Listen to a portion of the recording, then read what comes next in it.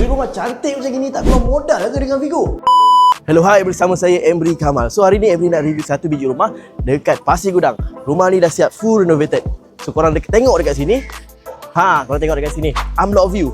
Ada beberapa biji kereta pun korang boleh parking dekat depan ni. So jom kita tengok dalam dia pula. Let's go. Dekat bahagian carport memang on top. Sebab apa? Sebab kita belanja korang awning yang baru, siap fully tiles lagi.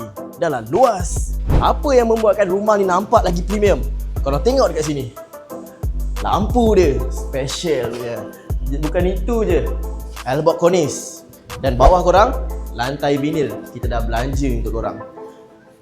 So jom belakang pula. Rumah ni ada 3 bilik dan 2 bilik air. So jom aku tunjuk korang. Ini bilik pertama dia. Bilik kedua.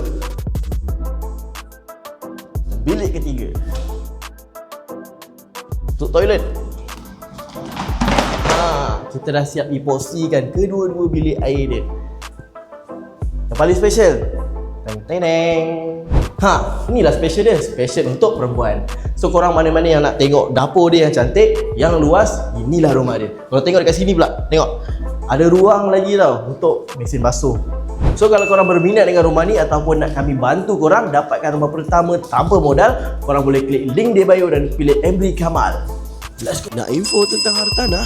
Boleh pilih Emri Kamal, pakar hartanah anda.